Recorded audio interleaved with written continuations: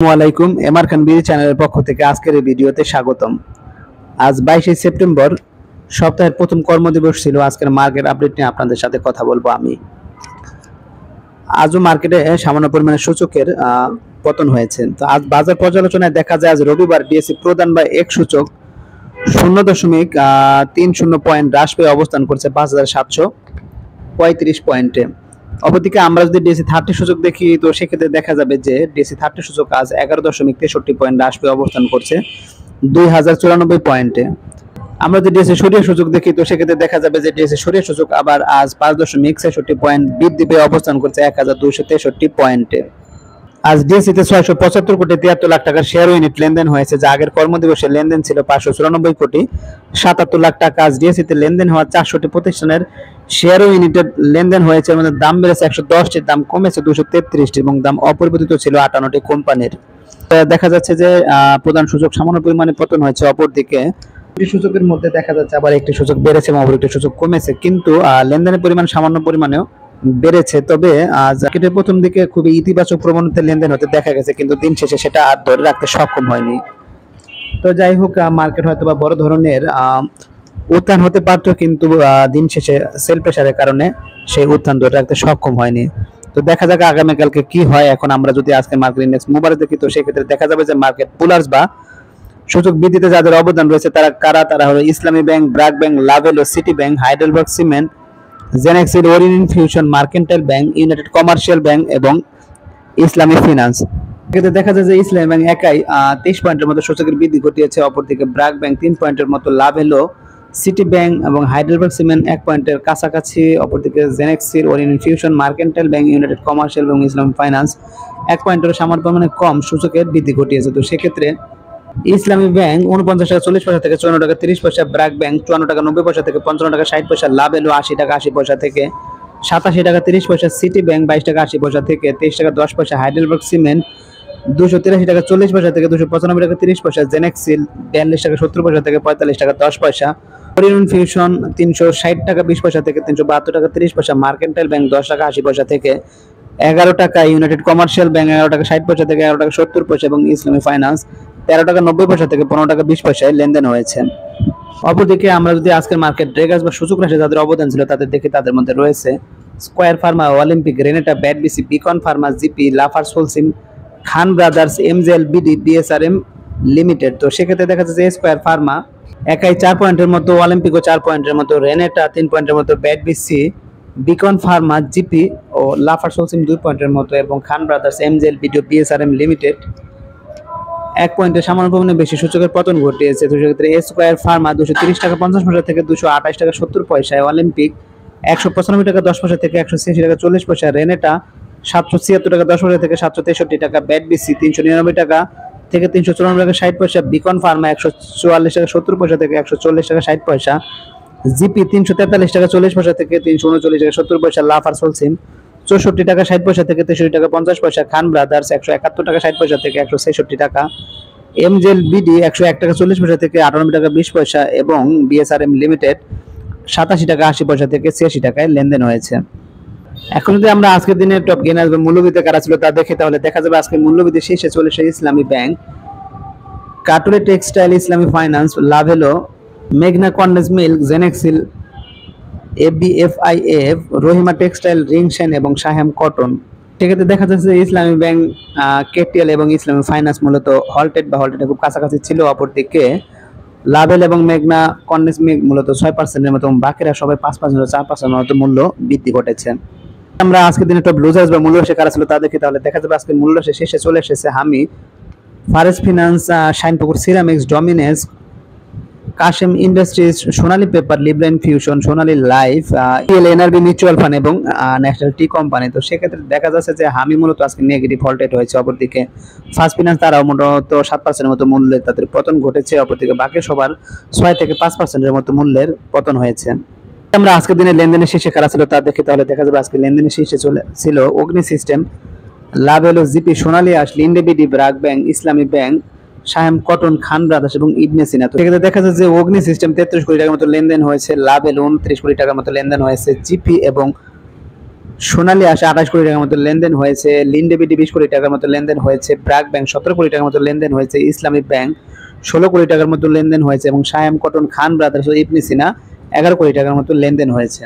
এখন যদি আমরা আজকের দিনে ভলিউমের শীর্ষে কারা ছিল তা দেখি, তাহলে দেখা যাবে আজকে ভলিউমের শীর্ষে চলে এসেছে Agni System, AB Bank, Saiham Cotton, NRB Bank, GIB, First Bangladesh Mutual Fund, KTL, ICB, Sonali Bank First Mutual Fund, NBL এবং আইএফআইসি ব্যাংক। তো সেক্ষেত্রে দেখা যাচ্ছে যে অগ্নি সিস্টেম মূলত আছে 95,97,734টি শেয়ারের লেনদেন হয়েছে। অপরদিকে এবি ব্যাংক 83 লাখের মতো এবং সায়াম কটন 60 লাখের মতো শেয়ারের লেনদেন হয়েছে এবং বাকি সবাই দেখা যাচ্ছে মোটামুটি 54 লাখ থেকে 37 লাখের মতো শেয়ারের লেনদেন হয়েছে।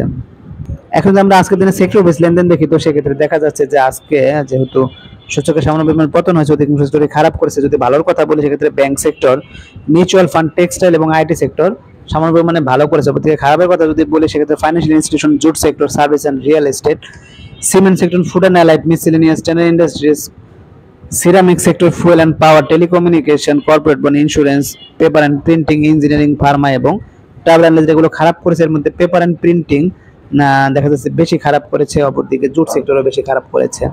এখন যদি আমরা আজকের দিনে একটা ডিক্লারেশন দেখি, তো সেক্ষেত্রে দেখা যাচ্ছে যে সিভিও পেট্রোলিয়াম তারা মূলত 10% ক্যাশ ডিভিডেন্ড ঘোষণা করেছে।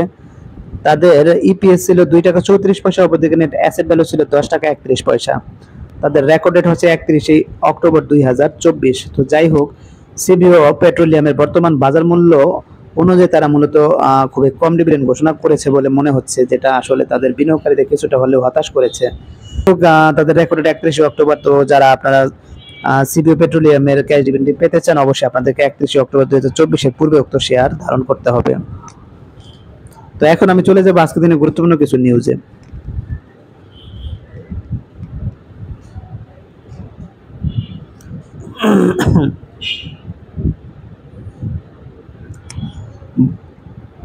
বড় উত্থান থেকে ফিরে এলো শেয়ার বাজার। তো কি বলা আছে যে আজ সপ্তাহের প্রথম কর্মদিবস রোববার আগের দিনের ইতিবাচক প্রবণতায় লেনদেন হতে দেখা যায়। তো এই সময় কিছুটা সেল প্রেসার বেড়ে গেলে বাজার কিছুটা পেছনে ফিরতে থাকে। এরপর লেনদেন 1.5 ঘন্টার দিকে বাজার আবারও সামনের দিকে অগ্রসর হয়। বেলা 11:55 থেকে বেলা 12:10 পর্যন্ত বাজার দিনের সর্বোচ্চ পর্যায়ে অবস্থান করতে দেখা যায়। এই সময় ডিসি সূচক 58 পয়েন্ট বেড়ে লেনদেন হয়। তারপর সেল প্রেসার ধারাবাহিক বাজার নামতে থাকে। এক পর্যায়ে লেনদেন শেষ পর্যায়ে বাজার নেতিবাচক প্রবণতায় টান নেয়। শেষভাবে ডিএসসির সূচক প্রায় 10 পয়েন্ট নেমে যায়। তবে অ্যাডজাস্টমেন্টের আগে সূচকের পতন সামান্য নেতিবাচক প্রবণতায় স্থির হয়। তবে আগের দিনের চেয়ে আজ সূচক ইতিবাচক না থাকলেও লেনদেনের ইতিবাচক প্রবণতা দেখা গেছে। তো যাই হোক, আজকে হয়তো বা বড় ধরনের উত্থান হতে পারতো। তো দিন শেষে যে সেল প্রেসার সেটা আসলে প্রত্যাশিত ছিল না। যাই হোক, বড় বড় বিনিয়োগকারী এভাবে সেল প্রেসার দিয়ে সাধারণত তারা বাই করে নেয় শেয়ারগুলো, এখান থেকে তারা প্রফিট টেক করার চেষ্টা করে। তো আমি মনে করি যে এই সপ্তাহে হয়তো বা কিছুটা হলেও শেয়ার মার্কেট ঘুরে দাঁড়ানোর সম্ভাবনা আছে। তো দেখা যাক কি হয়, সেটা এখন দেখার বিষয়। তো এখন আমি চলে যাবো একটি গুরুত্বপূর্ণ নিউজে।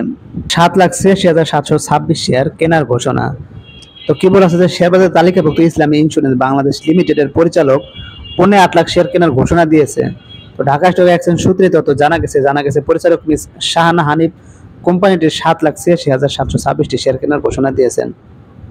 আগামী 31 অক্টোবরের মধ্যে ঘোষণাকৃত শেয়ার কেনা সম্পূর্ণ করবেন এই পরিচালক। তো যাই হোক, যারা ইসলামী ইন্স্যুরেন্সের ইনভেস্টর রয়েছে তাদের জন্য হয়তো এটা একটি ভালো সংবাদ, কারণ বাজারে কিছুটা বাই প্রেসার থাকার কারণে তো শেয়ারের কিছুটা হলেও দাম বাড়ার সম্ভাবনা রয়েছে বলে আমি মনে করি।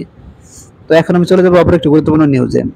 শেয়ার বাজারের 5 ব্যাংকে ধার দেওয়ার প্রক্রিয়া শুরু। তো কি বলা আছে যে বাংলাদেশ ব্যাংকের গ্যারান্টির বিপরীতে সংকটে পড়া 5 দুর্বল ব্যাংকে ধার দেওয়া প্রক্রিয়া আজ রোববার থেকে শুরু হচ্ছে। তো গত বৃহস্পতিবার বাংলাদেশ ব্যাংকের সঙ্গে এই সংক্রান্ত চুক্তি সম্পন্ন করেছে সংকটে থাকা 5 ব্যাংক।